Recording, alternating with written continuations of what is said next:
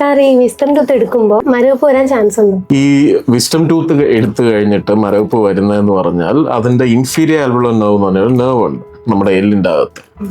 സാധാരണ ഈ അവസാനത്തെ പല്ലുകൾ, അതായത് ഈ വിസ്റ്റം ടൂത്തിന്റെ അപ്രോക്സിമേഷനിലാണ് ഈ നെർവ് ഇരിക്കുന്നത്. വിസ്റ്റം ടൂത്ത് എടുക്കുക എന്ന് പറഞ്ഞാൽ രണ്ട് രീതിയിൽ നമുക്ക് എടുക്കാം. ഇപ്പൊ ഫുള്ളി ഇറപ്റ്റഡ് ആയിട്ടുള്ള ടൂത്ത് ആണെങ്കിൽ നമുക്ക് നോർമൽ എക്സ്ട്രാക്ഷൻ ആയിട്ട് ചെയ്യാം.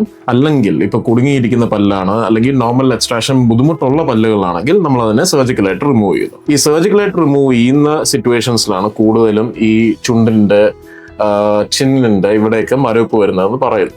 ഈ ഏരിയ എല്ലാം സപ്ലൈ ചെയ്യുന്നതാണ് ഈ പറഞ്ഞ ഇൻഫീരിയർ ആൽവിയോളർ നെർവ്. നമ്മൾ കഴിയുന്നതും ഈ ടൂത്തിനെ, ഇപ്പോൾ ഇമ്പാക്റ്റഡ് ആയിട്ടുള്ള ടൂത്തിനെ റിമൂവ് ചെയ്യുകയാണെങ്കിൽ അതിനെ സെക്ഷൻ ചെയ്തിട്ട് ആയിരിക്കും നമ്മൾ എടുക്കുന്നത്. അതിനൊരു പാത്ത് ഓഫ് എക്സിറ്റ് ഉണ്ടാക്കാനും അതിനെ കംപ്ലീറ്റ്ലി റിമൂവ് ചെയ്യാനും വേണ്ടി.